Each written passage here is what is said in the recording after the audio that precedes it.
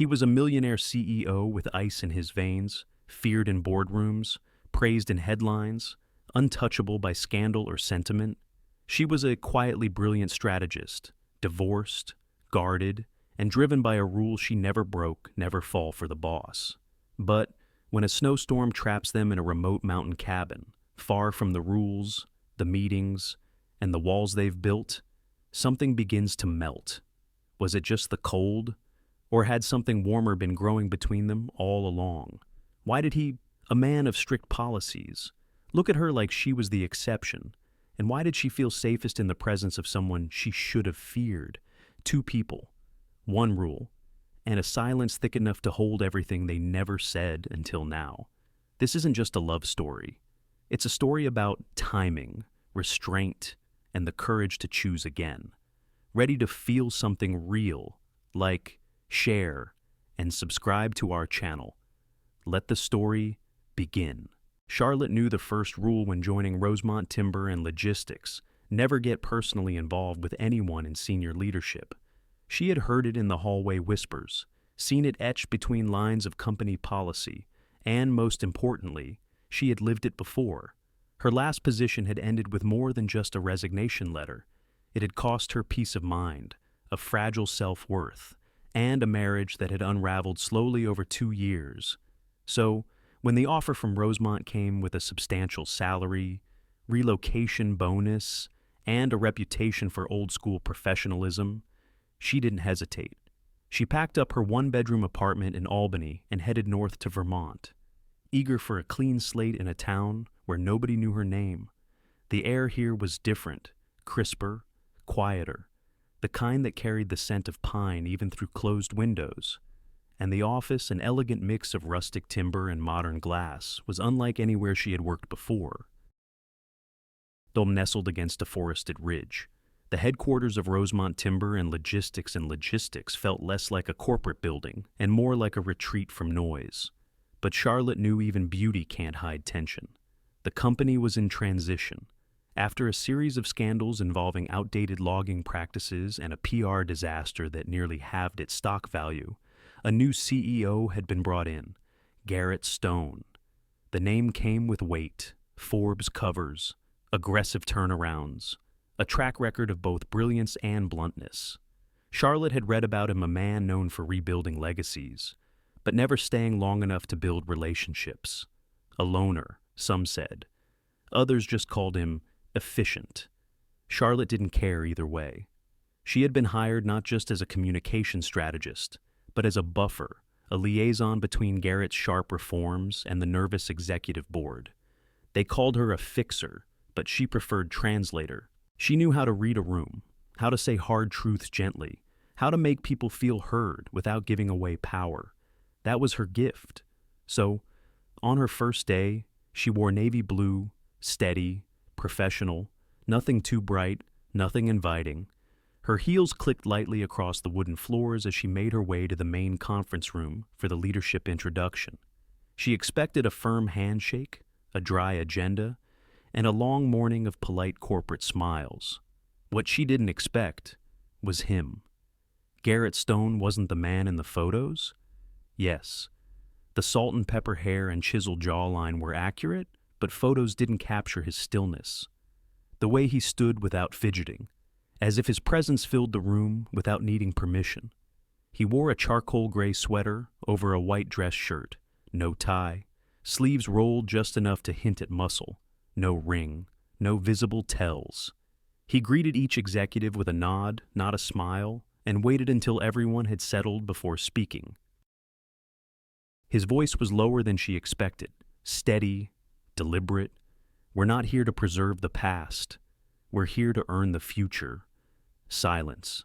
A few heads nodded, some shifted uncomfortably.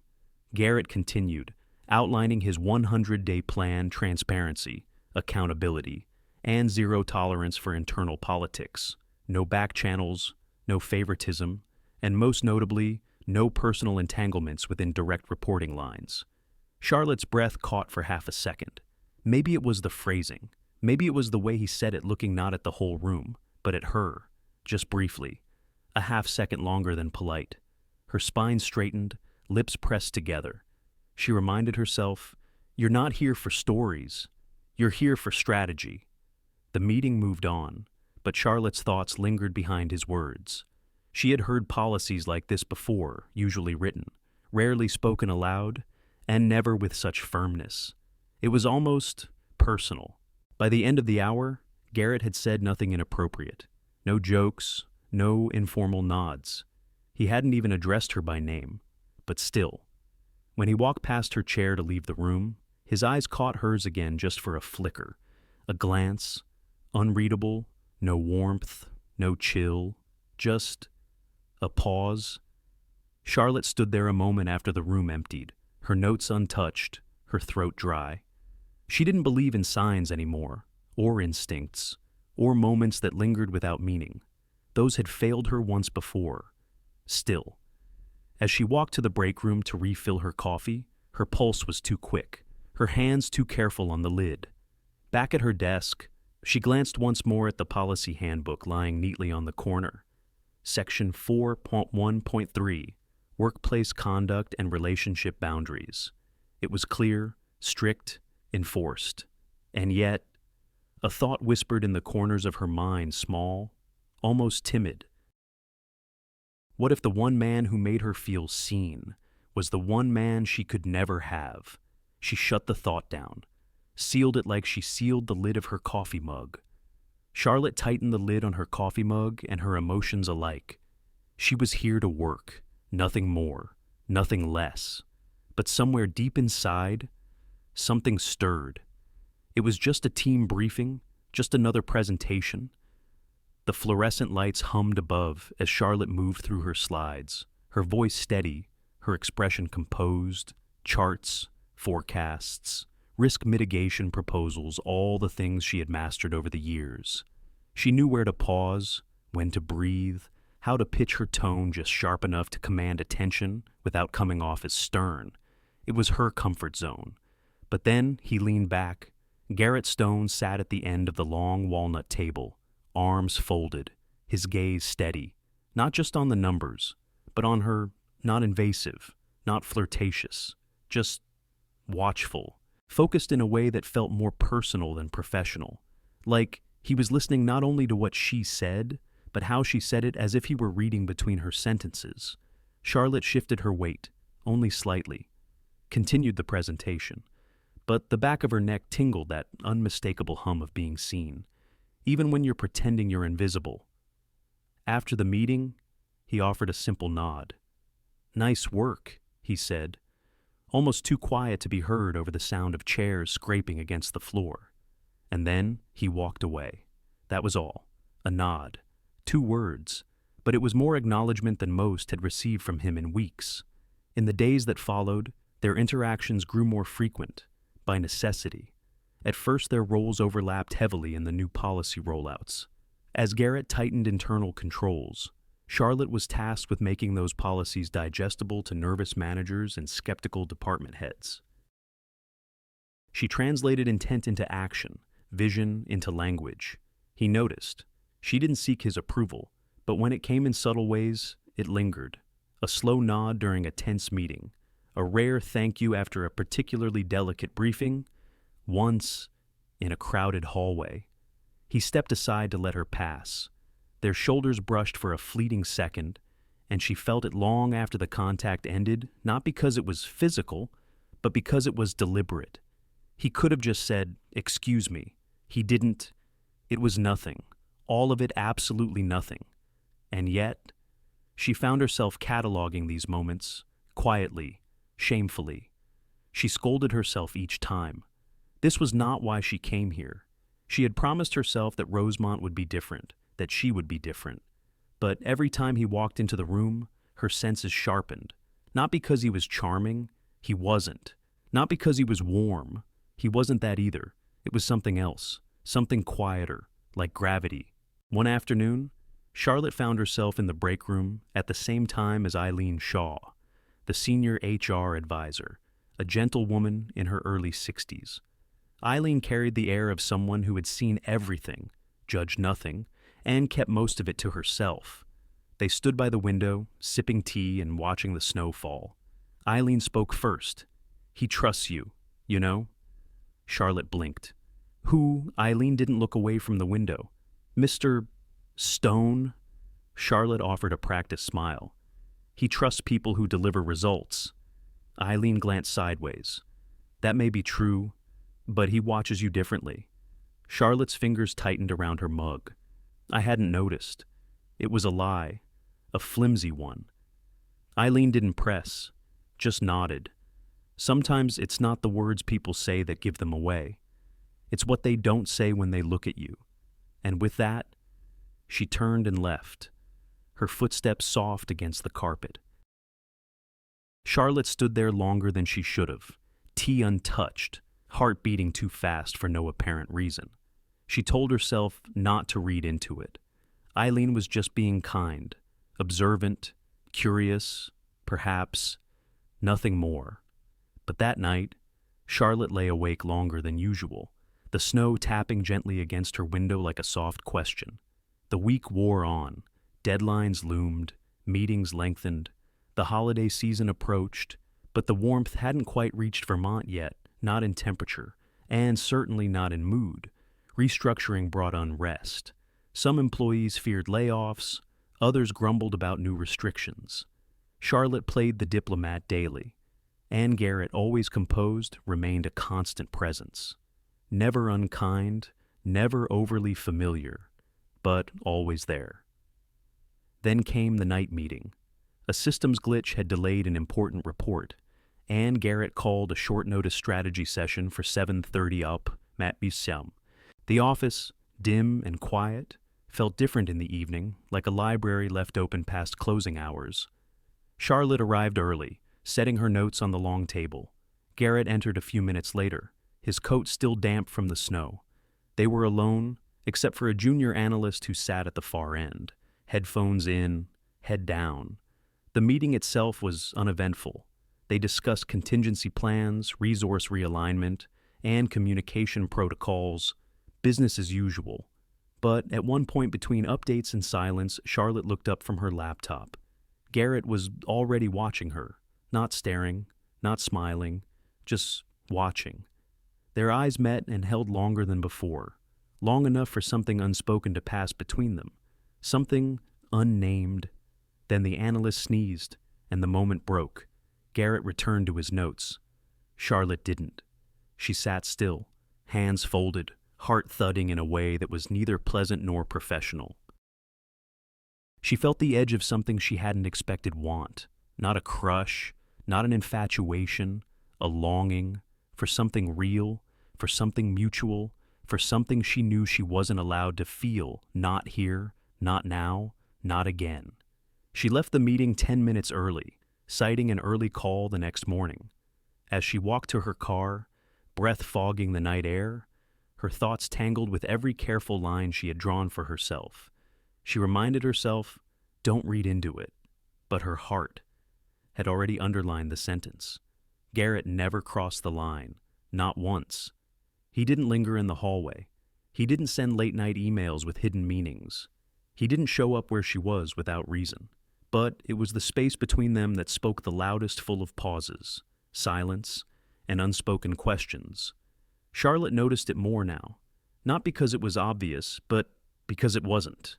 The shift was subtle, like a room slowly losing warmth without anyone opening a window. Since that night meeting, things had become measured. She made a quiet rule for herself: no late meetings, no closed-door sessions, no casual comments that could be misread even by herself. She left the office promptly at 6. Even if she had more work, she brought it home. She stopped glancing at Garrett during meetings. When he spoke, she nodded, took notes, and never let her gaze linger. And, strangely, he did the same. No more pauses, no unreadable looks, no quiet nods after presentations. Just the clear lines of professionalism, drawn thick and unbroken. Charlotte told herself this was good, healthy, smart. But then why did it feel disappointing in her years of rebuilding her life after the divorce? Charlotte had learned to welcome routine. It was clean, predictable, comforting. In a way, loneliness could be when you stopped expecting more, but now that routine felt colder, like walking the same path, but missing a shadow that used to fall beside her, even if it had never touched her hand. One Tuesday morning, after a long strategy meeting, Charlotte headed to the small cafe tucked behind the east wing of the Rosemont campus. It wasn't well known, which was exactly why she liked it. The wood-paneled walls and quiet hum of the espresso machine offered a kind of sanctuary. She was halfway through stirring her coffee when the doorbell above the entrance gave a soft chime. She didn't have to look up. She knew the sound of his footsteps now, even muffled by snow-heavy boots. Garrett didn't seem surprised to see her there, but he paused by the entrance, as if debating whether to stay. A beat too long. Then he walked to the counter, placed his order, black coffee, no sugar, and waited in silence. Charlotte kept her eyes on the steam rising from her cup, but she could feel him, just a few feet away, a quiet pressure in the air. When his coffee was ready, he nodded politely at the barista, then turned toward her table. "May I?" he asked. His voice was low, respectful, not distant, but careful. She looked up, met his eyes. Something passed between them, something tired and warm and not quite safe. "Of course," she said, motioning to the chair across from her. He sat. For a few seconds, neither spoke. The sound of frothing milk filled the space between them. Somewhere behind the counter, someone chuckled at a podcast playing too loud through their earbuds. Garrett wrapped his hands around the paper cup. His fingers, always still in meetings, now fidgeted slightly with the sleeve. Charlotte noticed that. He cleared his throat lightly. "I've been meaning to say, the comms team handled the supplier audit situation well." "Thank you," she replied, quiet. "I had help." He nodded, another pause. She wanted to ask if he was okay, if something had changed, if she had done something wrong or worse, if he'd decided that whatever they had quietly built was too close to a line he couldn't cross. Instead, she took a sip of her coffee. It tasted more bitter than usual. He glanced toward the window. Snow had started again, soft flakes against a gray sky. "I'll be out next week," he said. She looked up. Vacation. No, just getting ahead of winter planning. Some site visits in the northern region. Charlotte nodded. That makes sense. Another silence. It wasn't awkward, it wasn't tense, but it was filled with something neither of them could quite name, like a conversation still waiting for its first real sentence. He stood. "Take care." "Charlotte." She nodded. "You too." And just like that, he left. Later that day, Eileen stopped by Charlotte's office. She didn't knock. She never needed to. "I saw the two of you this morning," she said, setting down a small paper bag with cranberry muffins, the kind Charlotte liked. Charlotte looked up. At the cafe, Eileen smiled gently. "The air between you two is thick enough to stir with a spoon." Charlotte exhaled, half a laugh. "We're just being careful." Eileen sat down. "Careful is good, but don't confuse it with honesty." Charlotte said nothing, just looked down at her keyboard, suddenly more tired than she wanted to admit. Eileen patted her hand, stood, and left without another word. That night, Charlotte stayed late. The office was quiet, mostly dark, except for the gentle hum of the heating vents and the glow of her desk lamp. She stared at the email draft she had been meaning to send, just a status update.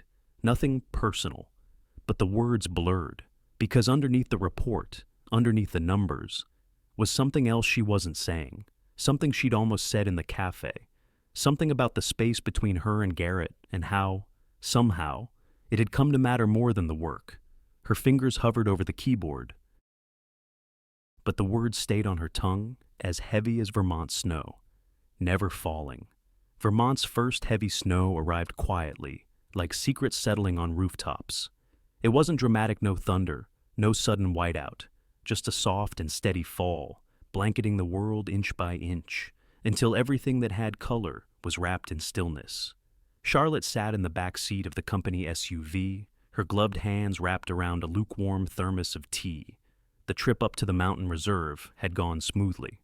A quick inspection of the reforestation zones, some photographs, a few notes exchanged with forestry staff. Garrett had said little throughout, but when he did, his comments were efficient and thoughtful. Always measured, they had ridden with two junior team members, who were now asleep, heads tilted awkwardly, mouths slightly open, unaware of the wind beginning to pick up speed outside. As the SUV curved down the mountain road, the snow thickened. What had begun as a gentle dusting became heavier, faster, swirling under the headlights in frantic spirals. Then came the alert on the company radio. Blizzard warning, immediate shelter advised, road closures expected within the hour. The driver exchanged a look with Garrett through the rearview mirror. "There's a company guest house about 15 minutes from here," the driver said. "Old place, but they keep it stocked for emergencies." Garrett gave a short nod. "Go there. Call in once we're safe." Charlotte looked out at the forest, blurring past dark trees weighed down by white, the sky fading into the same shade as the road. Somewhere beneath the anxiety was a quiet pool she didn't dare name. The guest house was just as the driver had described, old, sturdy, and half buried in snow. Wooden beams framed its front porch, and the windows glowed with the soft yellow of generator-powered lights. Inside, a kind maintenance man explained apologetically that the lodge was nearly full. A utilities crew and an inspection team had already arrived ahead of the storm. "All rooms are taken," he said, scratching his beard, "except one, two twins, shared bath." Charlotte's stomach tightened. Garrett said nothing, just turned to her. "I can stay in the common room if needed," he offered, voice quiet. Charlotte shook her head. "We're adults. It's fine." He nodded once, then followed her down the hallway, each of them carrying a small overnight bag from the SUV emergency kits packed more for practicality than comfort. The room was modest pine wood walls, a faded rug, two narrow beds with thick wool blankets. A radiator clanked in the corner, fighting against the cold that crept in through the window frames. Charlotte took the bed by the window. Garrett placed his bag on the other and sat at the edge, unzipping his coat without a word. The silence was not awkward. It was full dense with things left unsaid. Charlotte changed in the small bathroom, brushing her hair and trying not to think about how strange this was. Not inappropriate, not scandalous, just strange. Because under other circumstances, this might have felt romantic, and that thought unsettled her more than she wanted to admit. When she returned, Garrett was sitting at the desk, reading over a printed project summary. His sleeves were rolled up again, and for the first time, she noticed a scar on his forearm, small, pale, like an old memory. "I didn't think the snow would come this early," she said softly, just to break the silence. He looked up, then offered the faintest of smiles. "Neither did I." A few more words passed, weather, road conditions, updates from the company, but none of it mattered. What mattered was the space between their beds, the lamp that glowed between them, the shared stillness. Eventually, Garrett stood and turned off the desk light. Then, before climbing under the covers, he paused by the window. Charlotte watched him from the edge of her own bed. His back was to her, his frame outlined by the dim light from the snowy world outside. Then he turned. His voice was low, gentle, but laced with something heavier than she'd heard before. "Are you afraid of me?" The question dropped into the room like a stone in a frozen lake. Charlotte's breath caught. She wanted to say no, that of course she wasn't, that this was all normal and fine and manageable, but she couldn't, because she wasn't sure what she was afraid of him or herself. So she said nothing, just stared at the ceiling as he climbed into his bed and switched off the lamp. Darkness swallowed the room, but it didn't feel empty. She could hear his breathing slow, steady, like a metronome in the quiet. And in that sound, she felt more exposed than she had in any conversation. She turned off the lamp, but sleep never came. Only the quiet sound of his breathing across the room, steady, like a question she couldn't answer. In the hush of a snow-covered morning, something shifted, not loud, not obvious, but real. The storm hadn't passed. Outside the window, the world was still blanketed in white, flakes falling like whispers from a sky heavy with silence. The roads were closed, the company SUV buried to its wheel wells. There was no going anywhere, not today. Charlotte woke to the smell of coffee. She sat up slowly, wrapped in the thick wool blanket, and blinked into the soft, gray morning light pouring through the window. The radiator clanked faintly. Somewhere in the hallway, a door closed gently, but what pulled her fully awake was the quiet, familiar scent of fresh coffee and something else eggs. Maybe, or toast. She stepped into the hallway, still in her sweater and thick socks.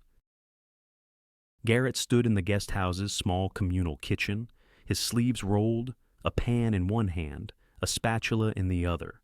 It should have looked strange, the CEO of a multi-million-dollar timber company flipping eggs with focused precision. But it didn't. He didn't glance up when she entered, just gestured toward the coffee pot, already half full, and a clean mug placed neatly beside it. "I figured we might as well make use of what's left," he said. Tone even. Pantry's thin, but I found eggs, bread, and one lonely tomato. Charlotte poured the coffee, the warmth welcome against her chilled fingers. She didn't speak, not yet, just watched him quietly, the way his movements were efficient but not rushed, the way he used the edge of the spatula to tuck the eggs perfectly under, the way he set 2 plates on the table without asking, as if it were natural. They ate in comfortable silence. The eggs were over medium, the bread slightly burnt, but the tomato had been sliced with care. After breakfast, Charlotte moved to the living room with her coffee. A battered bookshelf lined one wall, mostly manuals and outdated novels.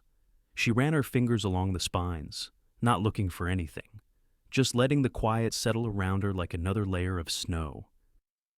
A moment later, Garrett walked in and placed something on the coffee table in front of her. A book, faded blue cover. A river runs through it. "I noticed you had this in your office," he said simply. She looked at the book, then up at him. "You notice things." He shrugged lightly. "Only the important ones."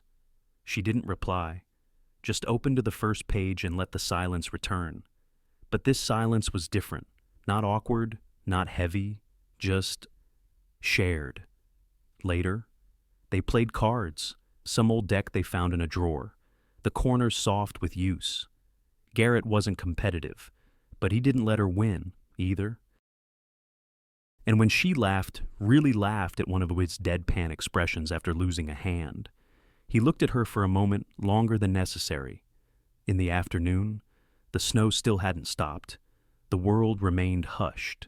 Garrett returned from a phone call, tension in his shoulders, but softened when he saw her sitting by the fireplace, legs tucked under her, a blanket around her shoulders.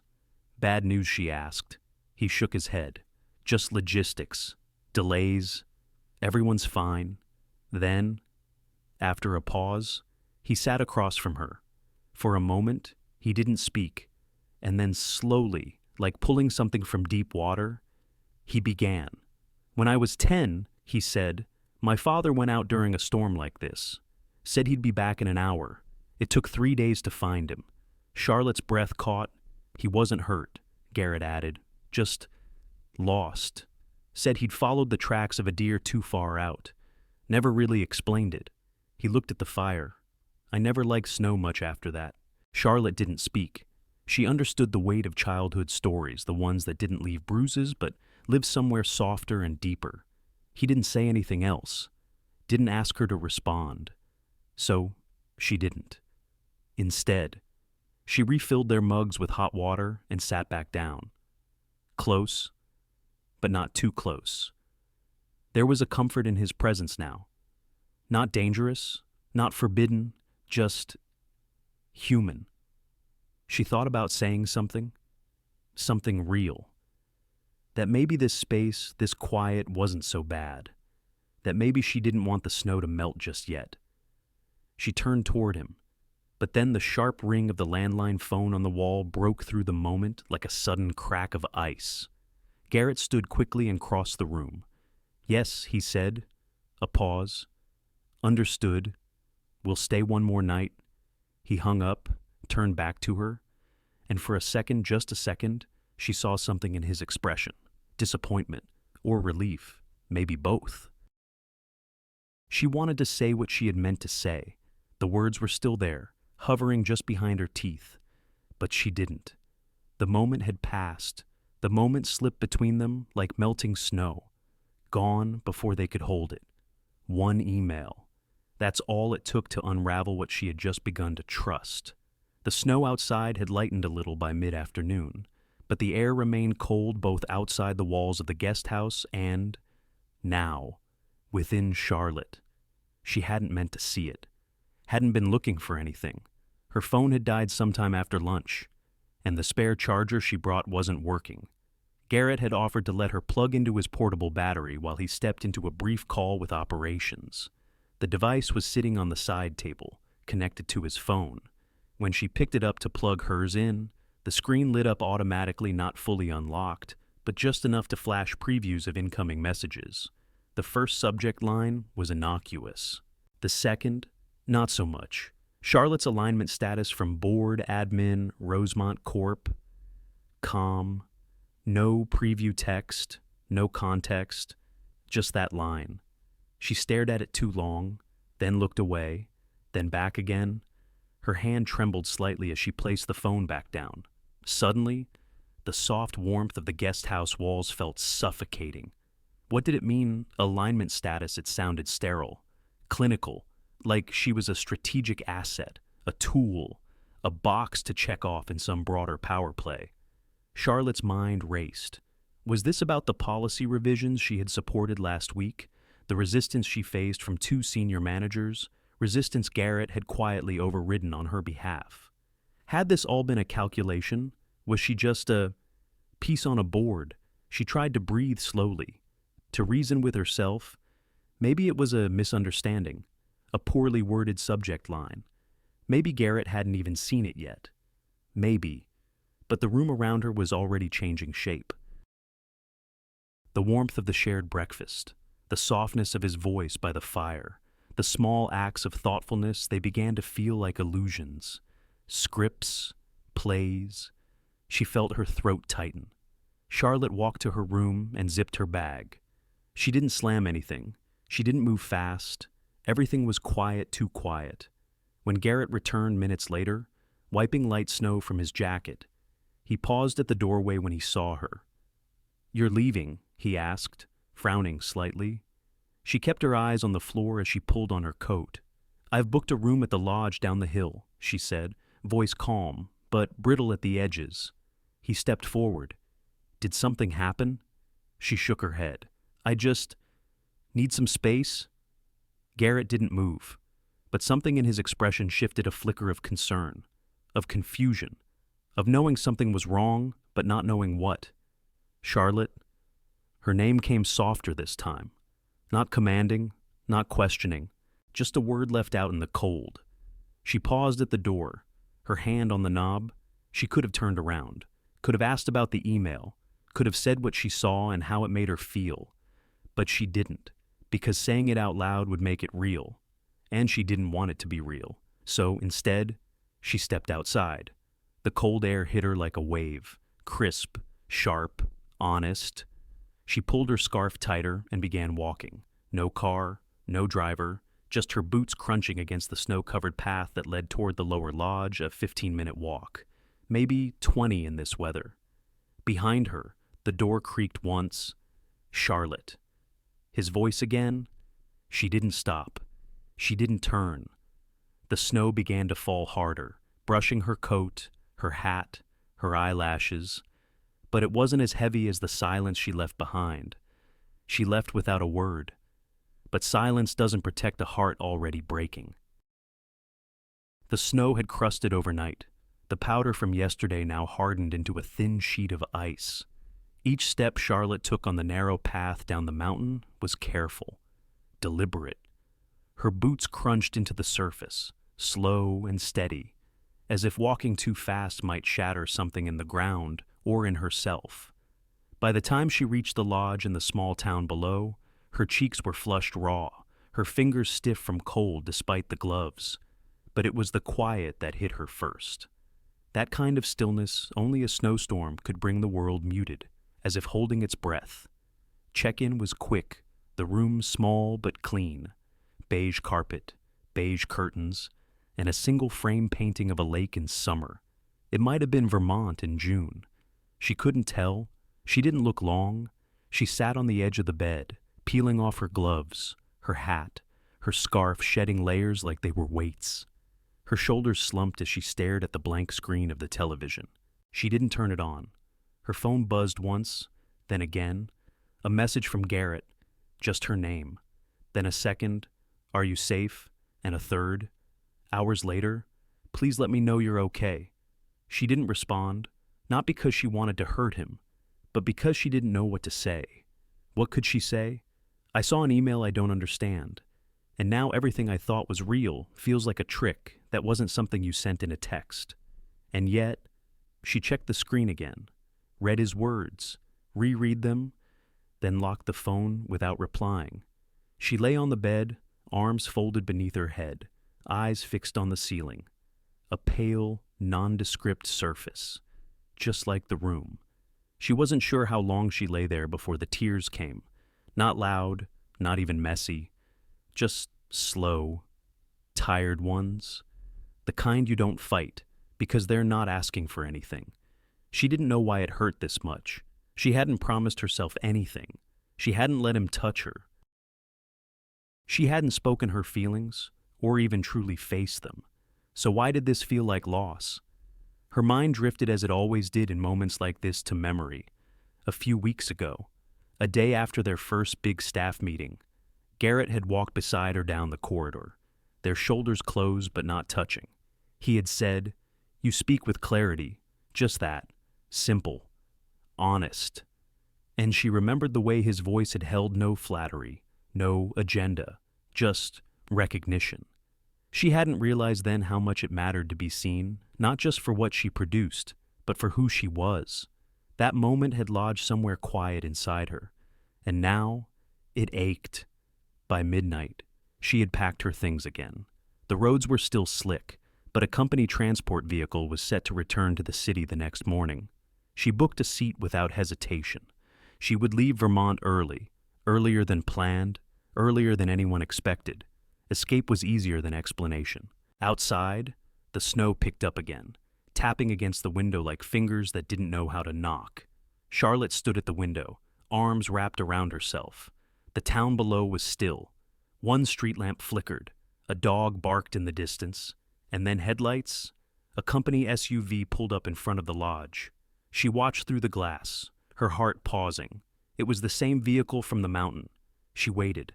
A second passed, then 5, then 20. No one stepped out. No figure emerged from the driver's side. No Garrett standing at the entrance with questions, with answers, with anything. Just the car, engine humming, lights still on, and then it drove away. Charlotte didn't move. Her fingers dug into her sleeves. Her chest was hollow, her breath shallow. Maybe he wasn't coming. Maybe he had already let go. Maybe he never held on in the first place. The wind howled outside, but inside her, it was much quieter and colder. It wasn't Garrett who told her the truth. It was someone she barely noticed, until now. Charlotte stood by the front desk of the lodge, her suitcase by her side, gloved fingers wrapped around the handle like it might anchor her in place. She'd already checked out, confirmed her seat in the company vehicle heading back to Burlington. One more hour, maybe less. Then Vermont would be behind her. The snow had calmed, reduced to a fine mist drifting through the air like sifted sugar, but her chest still felt heavy, not from cold, from something else. Something left unfinished. She turned to sit in the small lobby corner, hoping the quiet might help her breathe. That's when she saw Eileen Shaw walking through the entrance. Wool coat, sensible boots. That same composed grace Charlotte had always admired in meetings. The woman who rarely spoke unless it mattered, who watched more than she revealed. Charlotte stood without thinking. "Ms. Shaw." Eileen looked up, eyes soft behind thin glasses. "I was hoping I'd catch you," she said. "May I?" Charlotte nodded, gesturing to the seat across from her. Eileen sat with the kind of quiet that didn't ask for attention, but earned it all the same. There was a moment long and unhurried where neither woman spoke, just the ticking of the lodge's antique wall clock and the faint hum of the heating vents. Then Eileen placed a folded piece of paper on the table between them.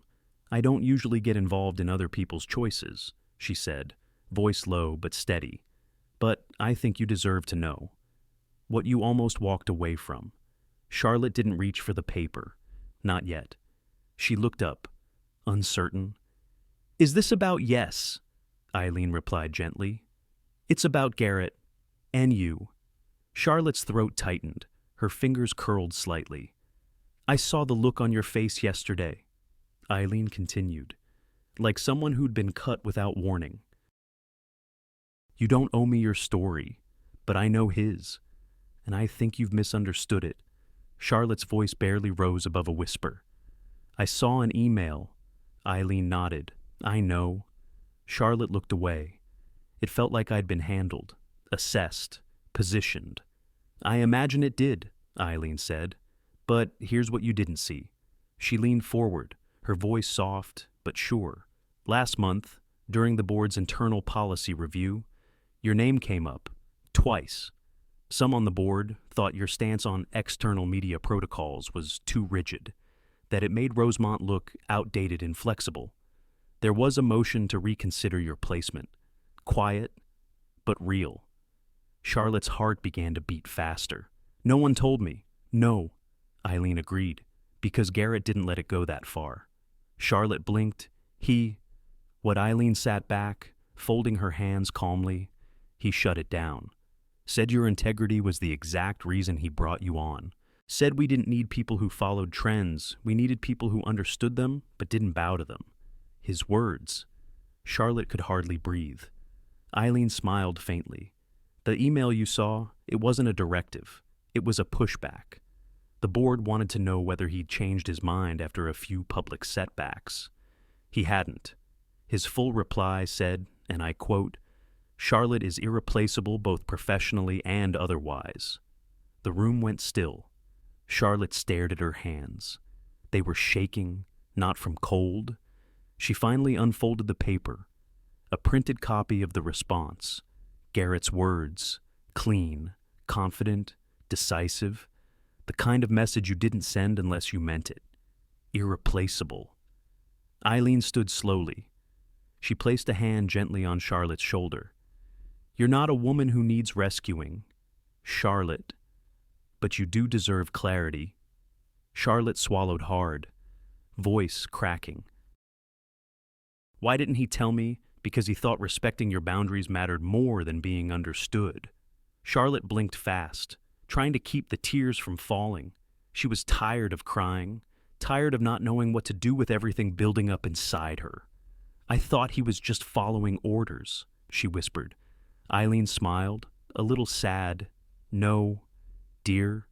He was breaking them quietly. In your defense." The clock ticked again. Outside, the wind had died down.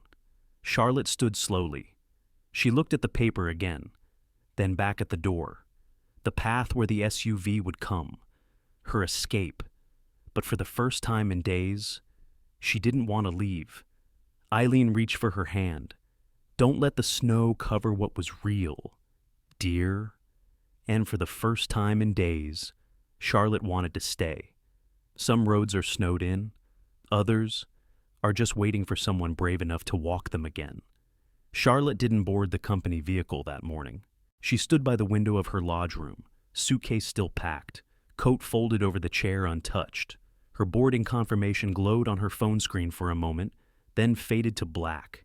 Instead of heading to the city, she called for a car, quietly, without telling anyone, without making a scene. It was a long drive back up to the Rosemont headquarters. The snow had been cleared from most roads, but the hills still wore winter like an old memory, clean, untouched, and heavy with meaning. She had no plan, no speech, no guarantee he'd even be there. All she had was a single truth that had quietly taken root in her chest. She had walked away from something real, and now she needed to return.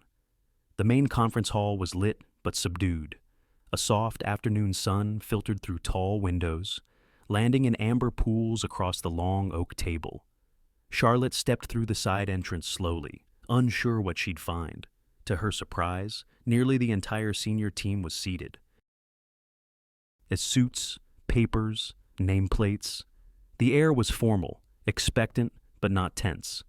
At the front of the room stood Garrett, not at the head of the table, as usual, but in front of it a man addressing something larger than policy. He looked composed, not cold, not distant, just still, like someone who had already made peace with what he was about to say. Charlotte slipped into a chair near the back. No one noticed, or maybe they did, and just chose not to turn. Garrett cleared his throat. "I've always believed that leadership is about clarity, and sometimes," he said, voice even, "clarity comes at a cost." He looked at the board, then at the senior team, and finally, though briefly toward the back of the room. His eyes found Charlotte's, held, then moved on. "I'm officially stepping down from the role of CEO, effective immediately." A few murmurs. Someone shifted in their seat, but no interruptions. He continued, tone calm but resolute. "I've made this decision not under pressure, but by choice. Rosemont deserves leadership unencumbered by perceived bias or conflict, and I refuse to let a principle I've spent my career defending become a rumor someone else has to explain." Charlotte's fingers tightened around her coat in her lap. Garrett's gaze returned to the room. "There are lines I've never crossed. I still haven't. But I won't be complicit in a culture that punishes connection under the guise of protection." He let the silence stretch, not for effect, but because it was true. Then, softly, he added, "Some values are worth stepping down for." The room was utterly still. Someone at the front nodded. Another tapped a pen nervously. But Charlotte could barely register them. Her ears rang with a truth she hadn't expected to hear. Not like this.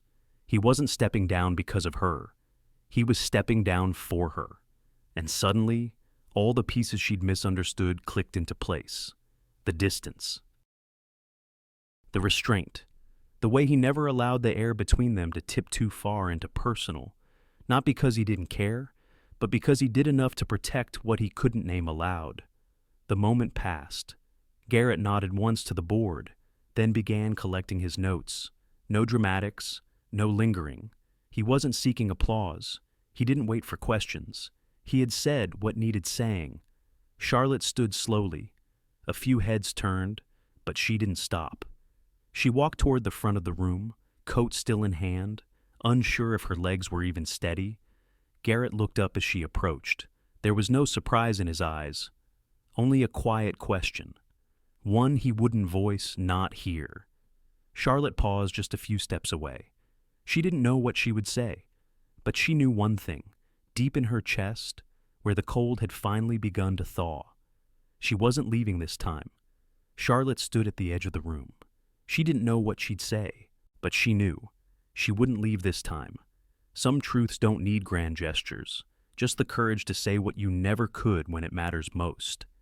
The cabin stood quiet at the edge of a frozen lake, framed by snow-laced pine and the amber haze of a late afternoon sun. The wooden steps creaked under Charlotte's boots as she climbed them, one by one, not rushing. She hadn't called ahead, hadn't warned him she was coming. Some things weren't meant to be planned. Some doors just needed to be knocked on. She lifted her hand, one soft knock, then another. A moment passed, and then the door opened. Garrett stood in the threshold, sleeves rolled up, a hint of warmth behind the weariness in his eyes. He didn't look surprised, only still, like someone who had imagined this moment 100 times and still wasn't sure it was real. Charlotte didn't speak right away, neither did he. He stepped aside. She walked in. The cabin smelled faintly of cedar and coffee. The fireplace crackled low in the corner. On the table, a single open book, pages creased, spine familiar. A river runs through it. She noticed it. He saw her notice. But no words passed between them yet. He motioned toward the couch. She nodded. Sat. He poured her a mug of coffee. Black. No sugar. just the way she liked it. He hadn't forgotten. And then, after he set the mug down in front of her, he finally spoke. "I should have told you sooner," he said quietly. "About the board, about everything." Charlotte looked at her hands, fingers curled around the ceramic warmth. "I should have asked," she said, almost at the same volume, instead of assuming. The silence that followed wasn't heavy. It was kind. "I didn't want to make you choose," Garrett added, "between your job and your name, between professionalism and what we couldn't explain." She looked up at him. "I already chose," she said, "a long time ago. I just didn't have the courage to admit it." He sank into the chair across from her, elbows on his knees, hands folded. His voice was steady, but softer than she'd ever heard it. "I never crossed the line, Charlotte. Not because I didn't want to, but because if I did, I knew I wouldn't come back." Charlotte smiled faintly, eyes shining without letting anything fall. "I thought you were protecting your career," she whispered. "I was protecting you," he replied. Another pause. This one, different, full of something neither of them had known how to name until now. She reached out slowly, setting her hand on the edge of the table open, not expectant. He reached across, met her halfway. Their fingers touched. No fireworks, no swelling music, just warmth, steady, familiar, real. A kind of knowing passed between them, that they had both failed in small, human ways, that they had both feared the same thing, being wrong about something that felt so right. But also that now right here, in this quiet place where nothing was asked and nothing was promised, they were choosing differently. Charlotte let out a breath she didn't know she'd been holding. Garrett didn't squeeze her hand. He didn't lean in. He just stayed, and so did she. They sat like that for a while. The light outside dimmed. The fire cracked and shifted. Somewhere far off, a bird called through the trees, its song muted by distance and snow. Charlotte spoke again, voice low. "I don't know what happens next." Garrett nodded. "Me neither, but I'm not leaving." He looked at her, then really looked, not as a CEO, not as her past or her regret, just as a man who had hoped, and maybe finally didn't have to hope alone. They didn't know what the next chapter would be, but this was the page they'd turned together. It took a snowstorm to bring them together. It took time, grace, and love to make them stay. The cabin was the same wood-paneled walls, stone fireplace, wide windows looking out to a lake still sleeping beneath winter. Snow dusted the pine trees like powdered sugar. Outside, the hush of late December wrapped the world in white. But inside, everything had changed. Charlotte stood in the kitchen, stirring soup on the stove. The scent of rosemary and carrots filled the air, mingling with the faint sweetness of warm bread in the oven. She wore thick socks and a wool sweater, hair loosely pinned up, a smear of flour on her wrist from earlier baking. Behind her, the soft sound of pages turning. Garrett sat on the floor by the fire, cross-legged, a small girl nestled in his lap, their daughter. Her dark blonde curls matched his. Her wide, curious eyes were all Charlotte. The book in his hands was worn at the edges. The Snowy Day, a favorite. "Do you think snow can really talk, Daddy?" the little girl asked, interrupting the story. Garrett looked down at her, smiled. "Maybe not in words," he said, "but I think it says things in other ways." Charlotte paused, listening. What kinds of things the girl pressed, turning to look at her father with the fierce, insistent curiosity only toddlers possess.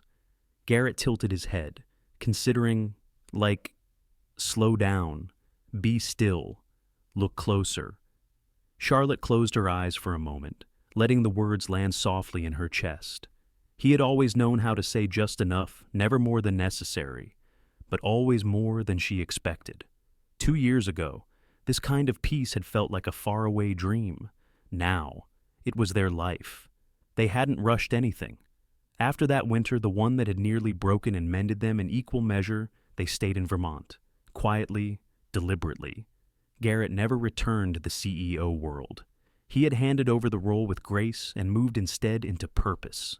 Together, they founded a nonprofit, Vermont Roots, focused on forest conservation, sustainable land use, and community development. It grew slower than they expected, but deeper than they hoped.